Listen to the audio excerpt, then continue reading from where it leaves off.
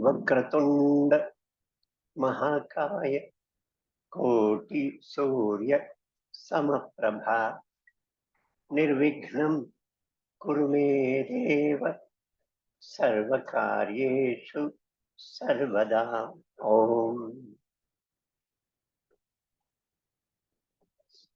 ஒரு ஒன்று ரெண்டு கதைகள் அந்த ஃப்ளோல வர வேண்டியது மறந்து போச்சு, விட்டு போச்சு. அதை சொல்லிட்டு அப்புறம் நம்ம இன்னைக்கு போகலாம். நம்ம தெய்வங்களை பற்றி பேசும்போது தெய்வத்துடைய நம்ம தேசத்துல இருக்கிற கருத்து, தெய்வம் பக்தனுக்காக என்னெல்லாம் செய்திருக்கு, தன்னைத்தானே பக்தனுக்காக சவரம் பண்ணியிருக்கிறார். தெய்வம் ரதம் ஓட்டிருக்கார், நமக்கு தெரியும். அவருடைய அந்த அவர் எழுத முடியாது, இது சரியா இருக்காதுன்னு நினைச்ச அந்த பத்திரிகையில தானே அதுல எழுதிட்டு போயிருக்காரு இவருடைய வேஷத்தை. அப்படிலாம் திரௌபதி விஷயத்துல நம்ம பார்க்கிறோம். அவருக்காக துணி, கடல் போல துணியை கொடுத்தாரு. அவருக்கு துர்வாச முனிவருடைய கோபத்தில இருந்து அவரை காப்பாற்றினார்.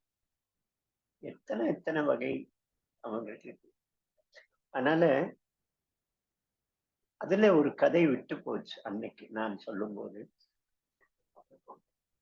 நம்ம கனகதாசரை பற்றி எல்லாம் சொன்னோம் இல்லையா, கர்நாடகால உடுப்பியில. அதே போல ஒருத்தர் ஸ்ரீரங்கத்துல இருந்தாங்க. அவர் இன்றைக்கு ஆழ்வார்கள்ல ஒருவர். நம்ம நம்ம 12 ஆழ்வார்கள்னு சொல்றோம் இல்லையா, அவர்களுடைய 13 ஆழ்வார்களா, 12 ஆழ்வார்கள். அது அவர்ல ஒருத்தர அவரை கணக்கிட்டு பூஜை செய்யப்படுறாரு. அந்த அவர் பேரு திருப்பாண ஆழ்வார். பாணர் அப்படின்னா கவிதை பாடுபவர், கதை பண்ணுபவர். அவர் ரோட்ல துப்புரவு பணியில இருக்கிறார் போல இருக்கு. ஸ்ரீரங்கத்து கோபுரத்தை பார்த்து ஏக்கத்தோட, ரங்கநாதா உன்னை நான் எப்போ தரிசனம் பண்ணுவேன் அப்படின்னு ஏக்கத்தோட தினம் நினைப்பாரா. அந்த காலத்து சூழலில் அங்க அவருக்கு கோவில்ல அனுமதி இல்லைன்னு நினைக்கிறேன். இல்லை, தன்னைத்தானே அவர் தாழ்வா நினைத்துட்டு கோவில்ல போகாம இருந்தாரா தெரியாது. ஆனா அவர் உள்ள போகல. தெருக்கூட்டி கொண்டே பாட்டு பாடிக்கொண்டே ஸ்ரீரங்கநாதனை நினைத்தபடி என்றைக்கு உன்னுடைய தரிசனம் கிடைக்கும், என்றைக்கு அந்த பாக்கியம் எனக்கு கிடைக்கும் அப்படிங்கிற எண்ணத்தோடையே இருந்தார். அதே எண்ணத்தோட ஒரு நாள் கோபுரத்தை பார்த்தபடி காவேரி கரையில படித்துறையில மயங்கி அப்படியே கீழே படுத்துட்டார். காலங்கார்த்தால கோவில்ல அவருக்கு அபிஷேகம் செய்ய, ரங்கநாதருக்கு அபிஷேகம் செய்ய அதற்கான பாத்திரத்தை எடுத்து அதை தூய்மை சுத்தப்படுத்தி காவேரிக்கு எடுத்துன்னு காவேரி ஜலத்தை நீர் எடுத்துன்னு போய் அவருக்கு அபிஷேகம் செய்யற ஒரு காரியம் இல்லை. அப்போ அவர் ஜலத்தை எடுத்துட்டு படித்துறையில படியேறி வரும்போது அவருடைய காலு இந்த கீழே படுத்திருக்கிற மயங்கி கிடக்கிற இவர் திருப்பான் அவர் மேல பட்டுடுறது. உடனே அவர் கோபத்துல அந்த குடத்தை அப்படியே அவர் மேல போட்டுட்டு கோபத்துல அங்கிருந்து திரும்ப அந்த குடத்தை எடுத்து சுத்தமான தண்ணீர் எடுத்து திரும்ப போற. சந்நிதிக்கு போனா சந்நிதி சாத்தி இருக்கு. இவர் ஏதோ உள்ள எப்படி இருக்க முடியும்னு சொல்லி திறக்க முயற்சி பண்றாரு, நடக்கல. திருட நேரம் கூர்ந்துட்டானா பாக்குறாரு, திறக்கவே முடியல. அப்போ ஒரு அசரீரி, சரீரம் இல்லாமல் வெறும் குரல். அந்த அசரீரி கேட்கிறது, நாம என்னுடைய பக்தன் ஒருவன் இங்க மயங்கி கீழே கிடக்கிறான், அவனை நீ தோல்ல எடுத்துன்னு அவன் வேண்டினால், அவனை தோல்ல எடுத்துன்னு வந்தேன்னு சொல்லல, அவன் வேண்டினால் கதவு திறக்கும் அப்படின்னு ஒரு குரல் கேட்கிறதா. இந்த நம்ம கிட்ட இருக்கிற ஒரு சிறந்த விஷயம், நிறைய பிடிவாதங்கள் இருக்கு, நிறைய தப்பான கருத்துக்கள் இருக்கு. ஆனா ரொம்ப சீக்கிரமா மாற்றக்கூடிய ஒரு மனப்பான்மை இருக்கு. 1400 வருஷம் முன்னால யாரோ சொல்லிட்டு போனத ஒரு அக்ஷரம் கூட மாத்தக்கூடாது அப்படின்னு பிடிவாதம் எல்லாம் இங்க கிடையாது. மாற்றம் காலத்துக்கு ஏற்றபடி நிறைய மாற்றங்கள் நாம கொண்டு வந்திருக்கோம். ஸோ கருத்து இருக்கு. ஆனா இந்த கருத்தை அதேதான் உண்மை அப்படின்னு நம்ம பிடிவாதம் பிடிக்கல. அதனால இந்த பட்டர் கோவில பூஜை செய்யறவர் காவிரி கரைக்கு வந்து தன்னுடைய தோல்ல அவர் ரத்த காயத்தோட மயக்கத்துல இருக்கார். தோல்ல அவரை ஏற்றி எடுத்துட்டு போய் அப்படி கோவிலை நோக்கி போறார். கோவில் கோபுரம் கிட்ட வர வர அவருக்கு பரவச நிலை வருது. கோபுரத்துக்குள்ள போக போக போக இன்னும் பரவசமாகிறார். அந்த பரவச நிலையில அவர் கோவில் சந்நிதி வாசல்ல வரும்போது பார்த்தா கதவு சாத்தி இருக்கு. உடனே அவருக்கு ரொம்ப வருத்தம். இவ்வளவு கிட்ட கொண்டு வந்துட்டு உன்னுடைய தரிசனம் கிடைக்காமல் இருக்கே, திறக்க மாட்டேயான அன்னைக்கு அந்த சரியான வார்த்தைகள் எல்லாம் எனக்கு தெரியாது. அப்படி ஒரு அர்த்தத்தோட அந்த பாவனையோட அவர் பாடுறார். பாடும்போது அவருக்கு அந்த கதவு திறக்கிறது. திறந்த பிறகு அப்படியே பரவசமாகி அப்படியே சந்நிதியில கீழ் விழற அவருடைய ஜீவன், அவருடைய ஆத்மா அந்த ஜோதியா வெளியே எழுந்து அந்த ஸ்ரீ ரங்கநாதனோட இணைந்து போறது. இப்படி திருப்பானாழ்வார் அப்படிங்கிற ஒரு அற்புதமான ஒரு இப்படிப்பட்டவர்கள் வாழ்ந்திருக்கிறார்கள். இதெல்லாம் கற்பனை கதைகளா இருக்க முடியாது. யாரோ கற்பனை எப்படி இத்தனை 1000 பேருக்கு கற்பனை செய்ய முடியும்? மிகைப்படுத்ததா அப்படியும் இருக்க முடியாது. நம்ம காலத்திலேயே ஸ்ரீ ரமண மகரிஷி போனவர் வாழ்ந்திருக்கிறாங்க. சின்ன 14 வயசு பையன்ல இருந்து. அதனால இது போல நூற்றுக்கணக்கான சாதுக்கள் தேசம் முழுவதும் எல்லா பக்கமும் திருப்பான் ஆழ்வார். யார் வந்து கோயிலுக்குள்ள வரக்கூடாதுன்னு இருந்தோ அவருக்காக அவரை தூக்கின்னு வந்தார் அந்த கோவில்ல பூஜை செய்யறவர். அவரையே ஆழ்வாரா வைத்து பூஜிக்கக்கூடிய ஒரு மனப்பான்மை. இது ஒரு கதை அன்னைக்கு விட்டு போச்சு. போன தடவை ராமாயணத்துல நான் ஒரு ஜட்டாயு கதை சொல்லிட்டு இருந்தேன். டைம் முடிஞ்சு போச்சு. ஜட்டாயு ஸ்ரீராமருடைய காரியத்துல இருந்தார். அவர் வந்திக்கப்படுறார். பூஜையா அவர் பூஜிக்கப்படுறார். ஸ்ரீராம காரியத்துல இருந்த ஜட்டாயு இன்றைக்கு அயோத்தியாவில் கோவில் கட்டும்போது ஸ்ரீ அயோத்தியா ஸ்ரீராமனுக்கு நேர் எதிராக ஒரு 7 கோவில் வரப்போகுது. அதெல்லாம் அடுத்தடுத்த கால திட்டத்துல இருக்கு. 7 கோவில்கள். அதுல முக்கியமா மையத்துல ஆஞ்சநேயர் கோவில் இருக்கும். மிக பெரிய அளவுல ஆஞ்சநேயரோட கோவில். அந்த ஆஞ்சநேயரை சுற்றி ஸ்ரீராமனோட வாழ்க்கையில வந்த 6 பெரியவர்களுடைய கோவில்கள் இருக்க போகுது. அதுல வசிஷ்டருடைய கோவில் இருக்கு, விஸ்வாமித்திரருடைய கோவில் இருக்கு, அகஸ்தியருடைய கோவில் இருக்கு இருக்க போகுது, குஹனுடைய கோவில் இருக்க போகுது, சபரி மாதா சபரி அன்னையுடைய பாட்டியுடைய கோவில் இருக்க போறது, ஜட்டாயுடைய கோவில் இருக்க போகுது. பூஜிக்கக்கூடியவரா உயர்ந்தார். தன்னுடைய சாமர்த்தியத்தை, தன்னுடைய அறிவை, தன்னுடைய வலிமையை ராம காரியத்துக்கு உபயோகப்படுத்தினார். சுய பிரசித்தி, தன்னுடைய புகழுக்காக, தன்னுடைய அகங்காரத்திற்காக அப்படி இல்லாமல். இப்போ நம்ம அந்த சம்பாதியை பற்றி கேள்விப்பட்டோம். சின்ன முட்டையாக இருந்தபோது 2 பேரும் வெளியில வந்தா. அண்ணன் சம்பாதி முதல்ல வந்தான், ஜட்டாயு அப்புறம் வந்தான். சம்பாதி அந்த சூரியனை பிடித்து சாப்பிடுவோன்னு கிளம்பினான். ஜட்டாயு அவருக்கு சொல்றாரு, வேண்டாம் இந்த அகங்காரம். நம்முடைய வலிமை நல்ல காரியத்துக்கு பயன்படணும். என்னுடைய வலிமையை நீ சந்தேகப்படுறியான்னு கேட்கிறான். இல்ல, வலிமையான ரெக்கைகள் இருக்கு, முடியும். ஆனாலும் கூட இது நல்ல காரியத்துக்கு பயன்படணும், தர்ம காரியத்திற்கு பயன்படணும்னு சொல்றான். சின்னவன். ஆனா அவன் அடக்கி தன் பின்னால தொடர்ந்து சொல்றான். ரொம்ப தூரம் போன பிறகு இவன் அது திரும்ப திரும்ப அதே விஷயம் உபதேசம் மாதிரி அண்ணனுக்கு சொல்ல சொல்ல அவர் கோபத்துல திரும்பி போனி, நான் போயிட்டு வரேன்னு கிளம்பி. அண்ணனுடைய கட்டளை வந்தாச்சு. அண்ணன் கட்டளை வந்ததுனால அவர் உன்னுடைய கட்டளைன்னு சொல்லி திரும்பி வந்துடுற ஜட்டாயு. அது நம்ம கேள்விப்பட்டோம். சம்பாத்தி மேல போற அவருடைய 2 ரெக்கைகளும் எரிக்கப்பட்டு துண்டிக்கப்பட்டு அந்த உடம்பு கீழ் விழுறது. ரெக்கையில அதுக்கு வெட்டப்பட்டா உயிர் போகாது. அதனால ஆனா அதுக்கு பெரிய ஒரு வெட்கம், லஜ்ஜை. இந்த மாதிரி ரெக்கை இல்லாம வெளியில முகத்தை எப்படி காட்டுவது? அந்த மெஜஸ்டிக்கு அவருடைய ரெக்கை தான் காரணம். அதனால ஒரு குகைக்குள்ள ஒளிந்து, குகைக்குள்ள அந்த வழியா யாராவது மிருகங்கள், ஜீவன்கள் வந்தா அவரை மட்டும் சாப்பிட்டு உயிர் வாழ்ந்துட்டு இருந்தான், அவமானத்தோட. அதற்கு பிறகு இந்த வாசல்ல சில பேச்செல்லாம் கேட்கிறது, அரவம் கேட்கிறது. அரவம்னா சத்தம். எனக்கு என்ன அறியாம சொல்லிட்டேன்.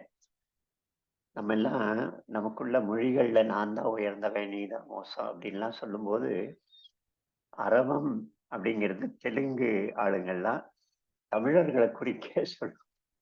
சத்தம் போடுறவங்க அப்படிங்கிற அர்த்தத்தை இப்ப சொல்றார். அவருக்கு தெரியல இதெல்லாம் கிண்டலா சொல்றாரா, ஒரு அடையாளமா மட்டும்தான் இருந்தது. நான் ரொம்ப கோபப்பட்டிருக்கேன், இது தவறு. இப்படி மற்ற மொழிக்காரங்களை இப்படிலாம் கேலி சொல்ல வைத்து பேசக்கூடாதுன்னு நானே சொல்லிட்டேன். அது பழக்கமாயி போனது. அப்படி ஏதோ சத்தம் கேட்டு அவர் அங்கே வெளியில பார்த்தா நிறைய வானரர்கள் இருக்கிறாங்க. இன்னைக்கு எனக்கு நிறைய விருந்து இருக்குன்னு அவர் நினைத்து பதுங்கி பதுங்கி வந்து வானரர்களை சாப்பிடலாம். அவர்கள் பேச்சு காதுல விழும். நாம இங்கே இருந்து உயிர் தியாகம் பண்ணலாம். ஏன்னா லங்கைக்கு போக முடியல. இது லங்கையில அந்த பெண்ணை தேட முடியல சீத்தையன்னா, அதுவும் தோல்வி. தேடிட்டு வான்னு கட்டளை கொடுத்திருக்காரு. அப்படியே திரும்பி வந்தா உயிர் அஹ், தண்டனை கிடைக்கும், பிராண தண்டனை கிடைக்கும் அப்படின்னு சுக்ரீவன் சொல்லியிருக்கிறார். அப்படிலாம் பேசும்போது இப்ப இப்ப இந்த சமுத்திரத்தை தாண்டி எப்படி போகுது அப்படின்னு பேசிட்டு இருக்கிறாங்க. அதற்கு பேச்சுல ராமருடைய மனைவி இந்த மாதிரி தூக்க செல்லப்பட்டாள்ங்கிற விஷயம் வருது. ஜட்டாயு அவளை காப்பாற்ற தன்னுடைய உயிரை கொடுத்தான், அந்த பேச்சு வருது. இந்த ஜட்டாயுடைய பேச்சு கேட்ட உடனே சம்பாதிக்கு ஆர்வம் வருது. என்ன நடந்தது என்னுடைய தம்பிக்கு? வந்த அதை நாங்க பயப்படாதீங்க, நான் வந்து சொல்லுங்க என்னன்னு இதெல்லாம் சொல்றேன். ஆமா, இந்த திசையில தான் விமானத்துல எடுத்துன்னு போனான் சீதையை. இந்த திசையில தெற்குல இவ்வளவு 100 யோஜனை தூரம் போனா அவனுடைய தீவு இருக்கு, அதில் உள்ளதான் அவளை வச்சிருக்கிறான் அப்படின்னு ராம காரியத்துல உதவி செய்த உடனே அவருடைய ரெக்கைகள் முளைக்கிறதாம். தங்க ரெக்கைகள் முளைத்து உடம்போட அப்படியே வானத்துல சொர்க்கத்துக்கு போகிறார் அப்படின்னு அவர். அதாவது நல்ல காரியத்திற்காக நம்முடைய வாய்மை, நம்முடைய வலிமை, நம்முடைய புத்தி ஆற்றல், இதெல்லாம் நல்ல காரியத்திற்கு, தேச காரியத்திற்கு, சமுதாய காரியத்திற்கு பயன்படணும். சுயநலக்காக தனக்கு பரிசு வாங்க, தனக்கு ரெக்கார்டு அமைக்க, தன்னுடைய புகழை வளர்க்க, பணம் சம்பாதிக்க. சுவாமி விவேகானந்தர் கப்பல்ல போயிட்டு இருக்காரு. முதல் தடவை அமெரிக்காவுக்கு போறாரு.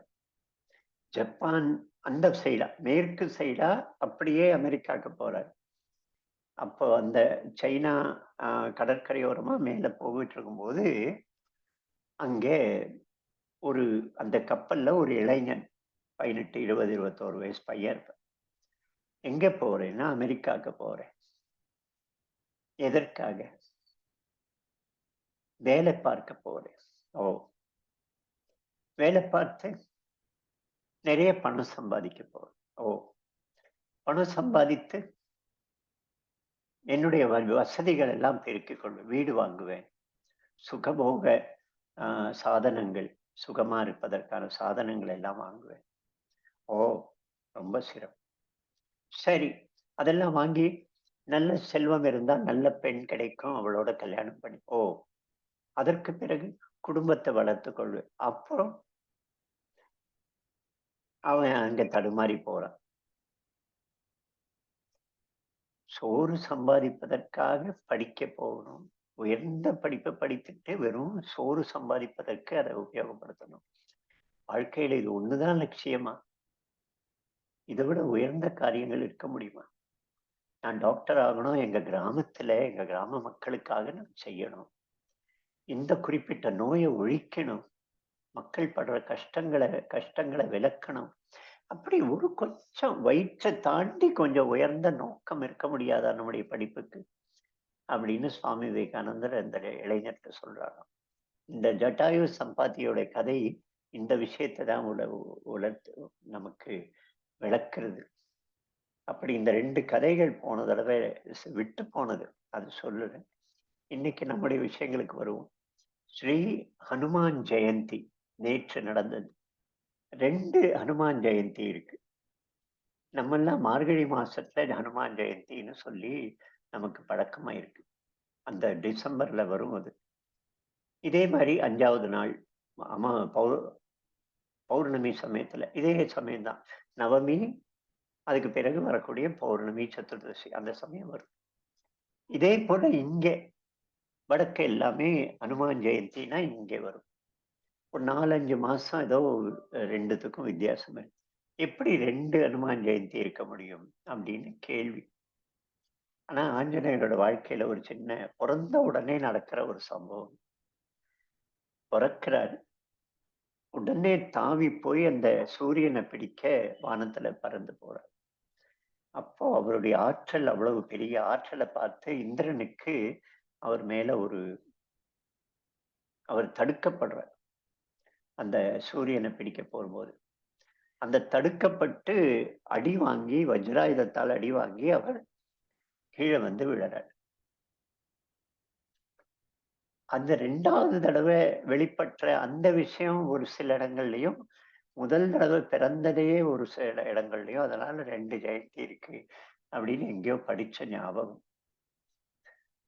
அப்படி ஸ்ரீ ஹனுமான் ஜெயந்தி நேத்து கூட ஒரு கடையில அந்த பையன் பீகார் போதகயா அங்கிருந்து வந்திருக்கிற பையன் எங்க கடையில வேலை பார்த்துட்டு இருந்தான்.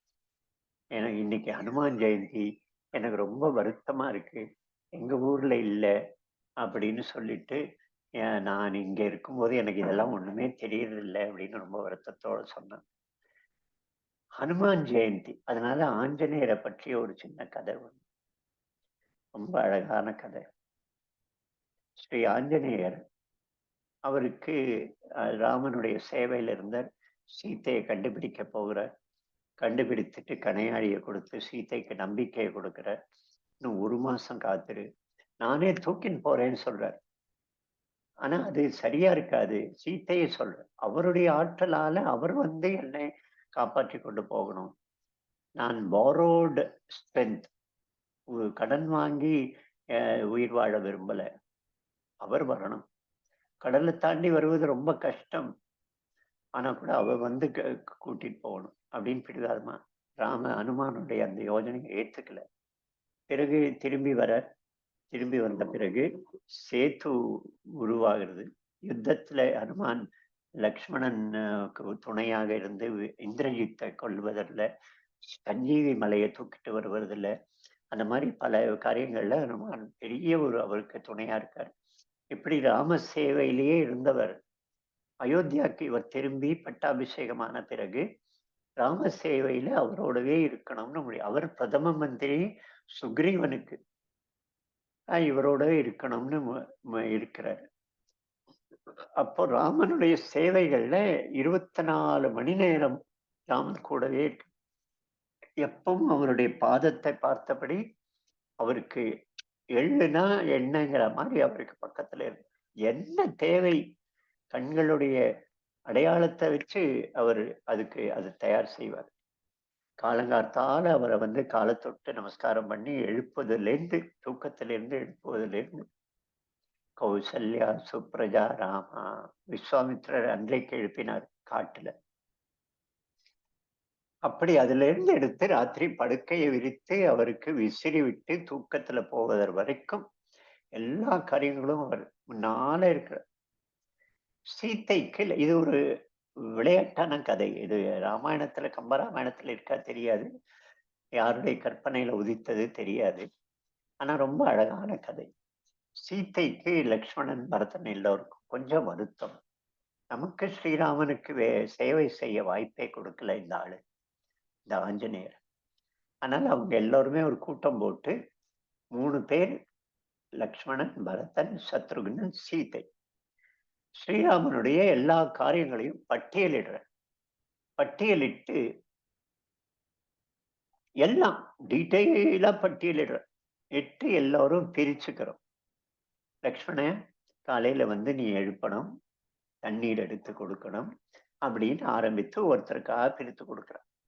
காலையில வர ஆஞ்சநேயர் அவருக்கு முன்னால எழுந்து தான் தயாராகி அவர் எழுப்ப வரும்போது பார்த்தா, இல்ல நீ இல்ல, நீ போ, உனக்கு இன்னைக்கு வேலை இல்லை. ஏன்? இல்ல இல்ல, இது லட்சுமணன் செய்வான். சரி, நான் சொம்புல தண்ணி எடுத்துன்னு வரேன் போனேன். வேண்டாம் வேண்டாம், அது பரதன் செய்வான் அப்படின்னு ஒரு ரொம்ப கஷ்டமா இருக்கு அனுமானுக்கு. என்ன ஆனது? ஏன் என்ன அனுமதிக்கல? அப்போ அவர் சீத்தை வந்து அந்த பட்டியலை கொடுக்குறார். இந்த பாரு, நாங்க லிஸ்ட் போட்டோம், இதெல்லாம் ராமனுக்கு செய்ய வேண்டிய காரியங்கள். நாங்க எங்களுக்குள்ள பங்கு போட்டுக்கிட்டோம். உனக்கு இதுல இடம் இல்லை. ஓ, ஒண்ணு கூட இல்லையா? ஒரு வேலை கூட எனக்கு கிடையாதா? சரி, படிச்சு பாரு, இதுல ஏதாவது ஒரு மிச்சம் இருந்தா நீ எடுத்துக்கோ. படிக்கிறாரு. பார்த்தா எக்ஸாஸ்டிவா டீட்டெயிலா லிஸ்ட் இருக்கு. அவரை படிக்கும்போது ராமர் கொட்டாவி விட்டா சொடுக்கு போடுறது யாருன்னு. சரி, நீ அதை எடுத்துக்கோ. எப்போதானே கொட்டாவி விட போறாரு. அப்ப மட்டும்தான் நீ உனக்கு வேலை. நாங்க பாட்டுக்கு பேச முடியும், நாங்க ராமனை பார்க்க முடியும், இருக்க முடியும். நீ வெளியில இருப்ப, விலகி இருப்ப. உன்னை விளக்குறதுக்காக தான் இதெல்லாம் வேலையே நடந்திருக்கு. கொட்டாவி வரும்போது பார்த்துக்கலாம். இப்போ நீ எடுத்துக்கோ. இவர் போய் உட்கார்ந்துக்கிறார் அவர் முன்னால. இதுவரைக்கும் அவருடைய பாதத்தையே பார்த்துன்னு வந்தவர் இப்ப அவருடைய முகத்தையே பார்த்துட்டு, முக சேவை, பாத சேவை தாண்டி முக சேவை. சீதைக்கு எரிச்சல் வருது. என்ன இது, நடுவுல வந்து உட்கார்ந்து இருக்கிற, இதெல்லாம் சரியில்லை, வெளியில் போகணும். இல்லை, எந்நேரமும் கொட்டாவி வரலாம் இல்ல, அதனால அதெல்லாம் வேண்டாம், போ வெளியில போனா வெளியில அனுப்பிட்டேன். பார்த்தா இங்க ராமர் கொட்டாவி விடுறாரு. வாய திறக்கிறது, திரும்ப அப்படியே மூடி, மூடிய உடனே திரும்ப உடனே மூடி, உடனே திறக்குது. தொடர்ந்து கொட்டாவி விட்டுட்டே இருக்கு. 3 ஆச்சு, 4 ஆச்சு, 5 ஆச்சு. சீதைக்கு பயம் வருது. இது என்னடா இது புதுசான்னு. வைத்தியரை கூப்பிடுறான். அவர்லாம் அதெல்லாம் ஒண்ணும் ப்ராப்ளம் இல்ல, ஒண்ணும் இல்ல. அப்படியா? என்ன ப்ராப்ளம்? வெளியில வர பார்த்தா ஆஞ்சநேயர் அங்கே ராம ராம ராம ராம ராம ராம ராம ராம ராம ராமன்னு சொடுக்கு போட்டுக்கிட்டே அவர் பாட்டுக்கு ஆடி பாடிட்டு ராமநாமத்தை சொல்லிட்டு, எந்நேரமும் உள்ள அவருக்கு கொட்டாவி வரலாம். கொட்டாவி வந்தா நான் அதை மிஸ் பண்ணிடக்கூடாது, அது விட்டுறக்கூடாது. அதனால தொடர்ந்து சொடுக்கு போட்டுக்கிட்டே இருக்கு. இப்படிப்பட்ட ஒரு பக்தனுக்காக அங்கே அவர் வந்து, இவன் சொடுக்கு போட்டுட்டு இருக்கிறான், அவன் சொடுக்கு வீணா போகக்கூடாதுன்னு தொடர்ந்து கொட்டாவி விட்டுக்கிட்டே இருக்காராம். அப்படி ஒரு அழகான கதை ஸ்ரீராம ஆஞ்சநேயர். மகாபாரதத்திலையும் ஆஞ்சநேயர் வர்றார். பீமன் சீத்தை, திரௌபதி வந்து ஒரு வாசனைய நுகர்ந்துட்டு, இந்த வாசனை எங்கிருந்து வருதுன்னா ஏதோ ஒரு பூவுல இருந்து வருது, அந்த பூ எனக்கு வேணும்னு ஆசைப்படுறார். காட்டுல இருக்கிற, அதனால அதை எடுத்துன்னு வரேன்னு பீமன் கிளம்புறான். அது ரொம்ப 12 வருஷத்துக்கு ஒரு தடவை பூக்கிற பூ, அந்த மாதிரி ரொம்ப ரேர் பூ. அந்த திசையை வாசனையை பார்த்தபடி பீமன் போயிட்டு இருக்கிறான். நடுவழியில ஒரு குரங்கு ஒண்ணு உட்கார்ந்துருக்கு. வயசான குரங்கு வாழ தெருவுல அப்படி ரோட கிராஸ் பண்ணி அப்படி போட்டுட்டு சைட்ல உட்கார்ந்து. அப்போ பீமன் வந்து தாண்டக்கூடாது இல்லையா? காலை நீட்டி இருந்தா, படுத்து இருந்தா அவரை தாண்டக்கூடாது. பொதுவா நம்ம எல்லாம் ஸ்ராத்தத்துல அந்த துண்டை போட்டுட்டு துண்டை தாண்டுவோம், பிணத்தை தாண்டுற மாதிரி. அதனால தாண்டக்கூடாதுன்னு சொல்லுவாங்க. அப்போ இந்த வாழை தாண்டக்கூடாது. ஏய் குரங்கு, வாழை சுருட்டிக்கோ, நான் போகணும் அப்படிங்கிற. எனக்கு வயசாயிடுச்சுப்பா, என்னால என்னுடைய என்னுடைய வாழை கூட என்னால அசைக்க முடியல, பலம் இல்லை, நீயே எடுத்து சைட்ல போட்டுட்டு நீ போ அப்படிங்கிறார். இவரு அது அலட்சியமா அப்படி ஒரு கையால் எடுக்கா, பார்த்தா எடுக்க முடியல. பிறகு பலம் வச்சு ஒரு கையால் எடுக்க முடியல. 2 கையால பலம் வச்சு எடுக்கிறான். முழு பலத்தோட முயற்சி பண்றான். அந்த வாளை இவரால தூக்கவே முடியல. அப்போ பீமனுக்கு, அதான் சொன்னேன் இல்லையா, இந்துக்களுக்கு ஒரு விசேஷம். அகங்காரம் இருக்கும், ஆணவம் இருக்கும், வாத விவாதம் இருக்கும், எல்லாம் இருக்கும். ஆனா ஒரு ரியலைசேஷன், ஒரு அனுபவம் வந்துச்சுன்னா அப்படியே சாஷ்டாங்கமா நமஸ்காரம் பண்ணிடும். இவர் உடனே, நீ யாரோ விசேஷமானவன், நான் தப்பா பேசிட்டேன், அவமானப்படுத்தி பேசிட்டேன், என்னை மன்னித்துக்கோன்னு அவர் காலில் விழுந்தார். அப்போ ஆஞ்சநேயர் அவரை கட்டி தழுவி அவர் வாயுபுத்திரன் தானே ஆஞ்சநேயர். அவர் வாயுபுத்திரன், நீ பீமனும் வாயுபுத்திரன். நான் உன்னை பார்க்கணும் தான் வந்தேன். எப்பவும் பலத்துக்காக அகங்காரம் வைக்காதேன்னு சொல்லிட்டு, நீ செய்த எல்லா காரியங்களும் வெற்றி அடையும்னு சொல்லிட்டு போற. அந்த யுத்தத்துல அர்ஜுனனுக்கு துணை இருக்க. அந்த ரதத்து மேல நான் உட்கார்ந்திருப்பேன் அப்படின்னு அந்த ரதத்து மேல கொடியில ஆஞ்சநேயர் இருக்கார். கர்ஜனை இடுவாராம். அந்த கர்ஜனையிலேயே பல ஆயிரம் வீரர்கள் செத்து போவாங்களாம் கௌரவ சைன்யத்தோட. அந்த மாதிரி அந்த யுத்தத்துல பெரிய பங்கு வகித்தார் அந்த ஸ்ரீ ஆஞ்சநேயர். அவருடைய ஜெயந்தி நேற்று நேற்று அது விஷயமா அவருடைய ஞாபகம் வந்தது. இதே போல கனவுல நடந்த ஒரு விஷயம். இன்னும் கொஞ்சம் டைம் இருக்கா? எவ்வளவு? 6:21 27. ஓ சரி. ஜனக மகாராஜா, ரொம்ப அழகான கதை இது. ஜனக மகாராஜா பெரிய அரண்மனையில இருக்கார். நல்ல விருந்து எல்லாம் சாப்பிட்டு விசிறப்பட்டு படுத்து தூங்குறார். நல்ல அருமையான மெத்தையில சேவகர்கள் காற்று வீசியபடி தூங்குறார். அந்த ஜனக மகாராஜா ஒரு யுத்தத்துல, பெரிய யுத்த பூமியில பெரிய யுத்தம் ஒண்ணு நடக்கிறது. எதிரி படை வருது, இவரோட யுத்தம் நடக்கிறது. அதுல பெரிய பெரிய உடம்புல எல்லாம் காயங்களோட, களைத்து போன நிலையில, பசியோட அந்த நிலையில அவர் தோற்று போறார்.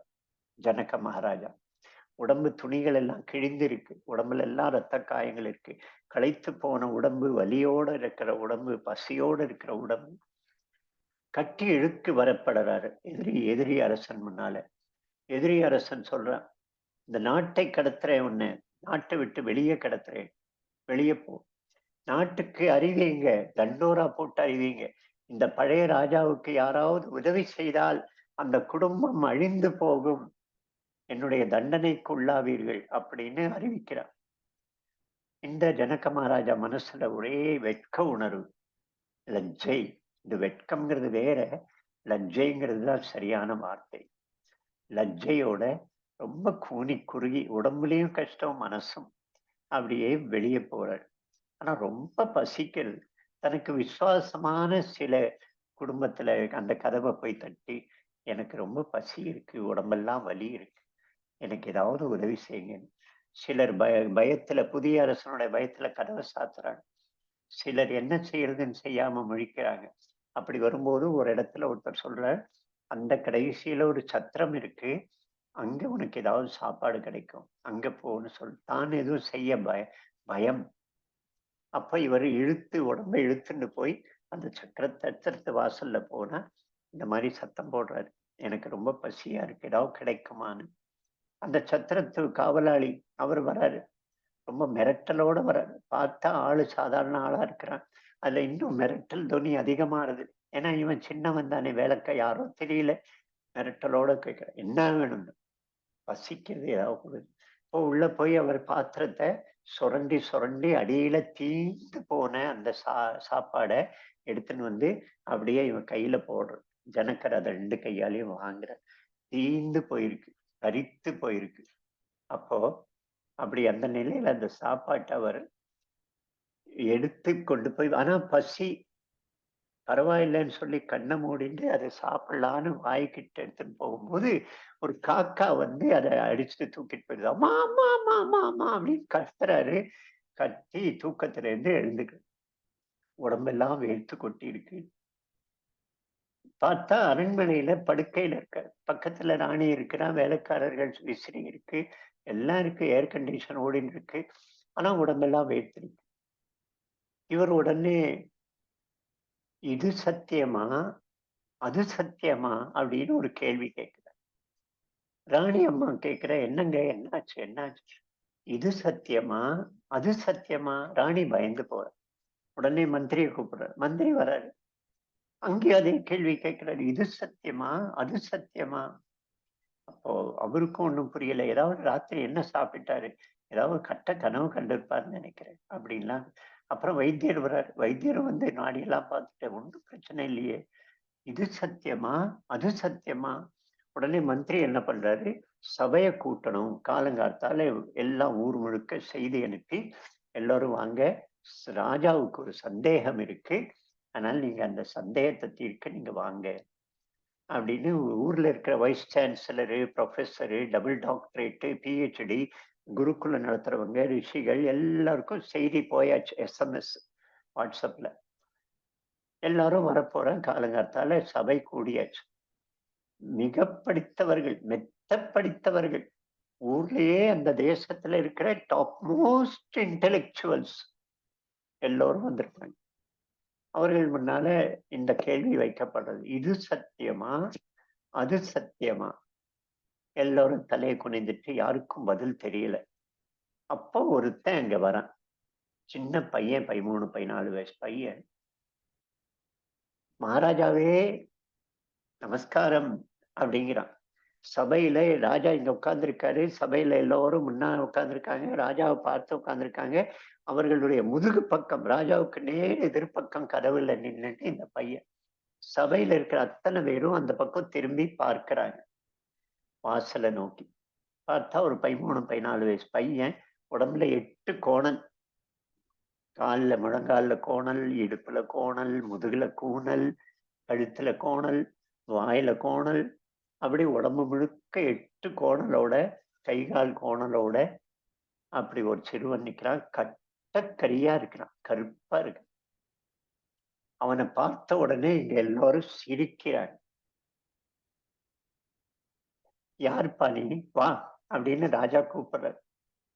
ராஜாட்ட அவன் கேட்கிறான், அந்த சின்ன பையன், உங்களுக்கு பெரிய ஆன்மீக கேள்வி எழுந்திருக்குன்னு நான் கேள்விப்பட்டு வந்தேன்.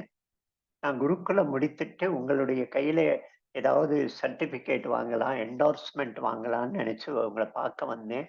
கேள்விப்பட்டேன் இப்படி ஒரு சபை நடக்கிறது, உங்களுக்கு ஒரு ஆன்மீக சந்தேகம் வந்திருக்குன்னு. ஆனா இந்த எல்லாரும் செருப்பு தைக்கிறவங்களையும் மாமிச விற்கிற ஆளுங்களை வச்சுட்டு நீங்க என்ன உங்க சந்தேகத்தை தீர்க்க முயற்சி பண்றீங்க அப்படின்னு சொல்லிட்டேன். எல்லோருக்கும் பயங்கர கோபம். நாங்கெல்லாம் யாரும் தெரியாதா?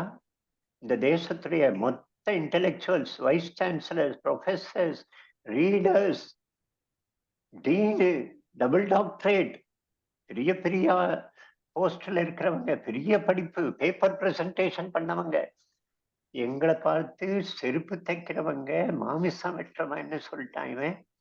இவனுக்கு கடுமையான தண்டனை கொடுக்கணும்னு. ராஜா சொல்ற, பாப்பா நீ இப்படி எப்படி சொன்ன? இவர்கள் எல்லாம் இந்த தேசத்துடைய மெத்த படித்தவர்கள் இல்லையா? அவர்களை பார்த்து இப்படி சொன்ன, நீ எக்ஸ்பிளைன் பண்ணணும், இது ஏன் சொன்னேன்னு சொல்லணும், இல்லைன்னா உனக்கு கடும் தண்டனை கிடைக்கும். அவன் வரான். நான் இந்த கதையை இப்ப முடிந்துரும்னு நினைக்கிறேன். நேரம், இந்த கதையை நம்ம கண்டினியூ லாகின் பண்ணலாமா? 2ஆம் தடவை பண்ண முடியாது. 10 நிமிஷம் கேப்புக்கு அப்புறம். அப்போ இது பாரு, ஒரு மிருகத்தை வாங்குறோம், தோலுக்கு செருப்பு தைக்கிறவன் வாங்குறான். இது ரொம்ப அழகா இருக்கு, அதனால விலை கொடுத்து வாங்குவானா? இதோடைய குரல் ரொம்ப இனிமையா இருக்குன்னு குயில வாங்குவானா? வாங்க மாட்டான். செருப்பு எத்தனை தைக்கலாம்? ஒரு மிருகத்தை பார்த்த உடனே அதோடைய தோல் எப்படி இருக்கு, அதோடைய வச்சு எத்தனை ஜோடி செருப்பு தைக்கலான்னு தான் அவன் கணக்கு போடுவான். அதே போல மாமிசம் வெட்டுறவன் எத்தனை கிலோ தேரும் எலும்பு மாமிசமும் அதை வைத்துத்தான் விலை கொடுப்பான். இந்த கண்ணு அழகா இருக்கு இந்த மிருகத்துக்கு, இதை வாங்குவோன்னு விலை கொடுத்து வாங்க மாட்டான். அறிவு நல்லா இருக்குன்னு வாங்க மாட்டான். இப்ப இவங்கெல்லாம் என்னை பார்த்து சிரிச்சாங்க. என்ன கேள்வி கேட்டு என்னுடைய முட்டாள்தனத்தை பார்த்து, என்னுடைய அறியாமையை பார்த்து சிரித்தார்களா? இந்த கருப்பு தோலை பார்த்து, இந்த மாமிச உடம்பை பார்த்து சிரித்தார்கள் இல்லையா? அப்ப நாங்க இவனை செருப்பு தைக்கிறவங்க,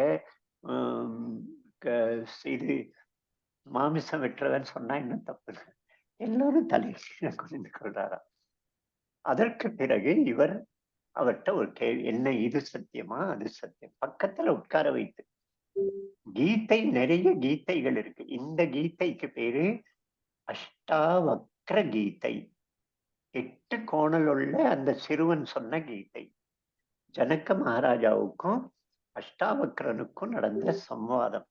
நான் இந்த டீட்டெயில் அடுத்த வாரத்துல சொல்றேன். இப்ப நேரம் முடிஞ்சு போச்சு, கட்டாயிரும். பக்கத்துல உட்கார வைத்து அதை கேள்வி கேட்கிறான், இது சத்தியமா, அது சத்தியமா? அப்போ அவர் சொல்றான், இதுவும் சத்தியம் இல்ல, அதுவும் சத்தியம் இல்ல. எப்படி சொல்ற? விளக்கி சொல்லு. அப்போ இவர் சொல்றார், நீங்க கனவு கண்டுதான் இந்த மாதிரி ஒரு கேள்வி வந்திருக்கு. உங்க கனவு என்னன்னு சொல்லுங்க. அந்த கனவை அவர் விஸ்தாரமா சொல்றார். யுத்தம் நடந்தது. யுத்தத்துல தோல்வி அடைந்தேன். உடம்பு முழுக்க கஷ்டம், வலி, வேதனை, புண்கள், உடம்புல களைப்பு, பசி, ரொம்ப அவமான உணர்வு. அதோட நான் போகும்போது கையில கொஞ்சம் கிடைத்தது. அதை நான் சாப்பிட வாய்க்கவே எடுத்துன்னு போகும்போது ஒரு காக்கா எடுத்துன்னு போச்சு. நான் முழிச்சுட்டேன். ஓ, சரி. அப்போ அந்த சத்திரம் இப்போ இருக்கா? இல்ல. ஓ, அப்போ அது இல்ல அப்படின்னா அது சத்தியம் இல்ல. அந்த எதிரி ராஜா இருக்கிறானா? இல்ல. அதுவும் சத்தியம் இல்ல. அந்த யுத்த களம் இருக்கா? அந்த கிழிந்த உடைகள் இருக்கா? அந்த உடம்புல புண் இருந்ததே அது இருக்கா? எதுவும் இல்ல. உடம்புல வலி இருக்கா? இல்ல. அப்ப எதுவும் இல்ல. உள்ள வாங்கம்மா. உடம்பு அ இதெல்லாம் எதுவும் இல்ல அப்படின்னா அது சத்தியம் இல்ல. இப்போ இந்த இடத்துல அதெல்லாம் எதுவும் இல்ல. சரி, நீ அந்த இடத்துல இருந்தபோது, இந்த அரண்மனை இருந்ததா? இந்த சபை இருந்ததா? உன்னுடைய தலையில இப்போ இருக்க கிரீட்டம் அது இருந்ததா? இந்த பட்டாடை உடுத்தியிருக்கிறே அது இருந்ததா? இந்த புலவர்கள் எல்லாம் இருக்கிறாங்களே, இவர்கள்லாம் மந்திரிகள் எல்லாம் இருந்தாங்களா? உனக்கு விசிறி அடித்தார்களே, அந்த ஏர் கண்டிஷன் எல்லாம் இருந்ததா? எதுவுமே இல்ல. அப்போ அங்கே இதெல்லாம் இல்ல. அப்போ இதுவும் சத்தியம் இல்ல. அங்கே இது இல்ல, இங்கே அது இல்ல. ஆனா இங்கே இதெல்லாம் இருக்கிறா போல உனக்கு தோன்றது. அங்கே அதெல்லாம் இருந்தா போல தோன்றது. 2மே பிரமை, 2மே மித்யா, 2மே அந்த நீர்க்குமிழி மாதிரி, அந்த தூரத்துல கானல் நீர் மாதிரி இருக்கிற மாதிரி தோணும். ஆனா இல்ல. அப்போ 2ம் சத்தியம் இல்ல. அப்ப எது சத்தியம்? 2லயும் ஒண்ணு இருந்தது. பொதுவா இதுலயும் இருந்தது, அங்கும் இருந்தது. என்ன? நான் இருந்தேன். நான் தான் வலிய, வேதனையை, அவமானத்தை அனுபவித்தேன், பசி அனுபவித்தேன், தோல்வியை அனுபவித்தேன். நான் ராஜாங்கிற எண்ணத்தோட உட்கார்ந்திருக்கிறேன். நான் 2 பக்கமும். அது ஒண்ணுதான் சத்தியம். அது ஒண்ணுதான் இருக்கு. அகம் பிரம்மாஸ்மி. இந்த நான்கிற அந்த உண்மையான நான் ஒண்ணுதான் சத்தியம் அப்படின்னு அந்த கதை முடியுது. நல்ல வேளை நேரம் முடியல. கதை முடிந்தது. பார்ப்போம் அடுத்த தடவை. இது ரொம்ப பிலாசபிக்கலான விளையாட்டா இருக்கிற ஒரு கதை. ஓம் யோகேஷம் சச்சிதானந்தம் வாசுதேவம் ரஜப்ரியம் தர்ம சம்ஸ்தாபகம் வீரம் கிருஷ்ணம் வந்தே ஜெகத்குரும். கிருஷ்ணம் வந்தே Shri ஜெகத்குரும். Krishnam Vande Sri Jagadguru கிருஷ்ணம் Shri வந்தே Krishnam Vande ஜெகத்குரும். ஜெய் ஸ்ரீ கிருஷ்ண.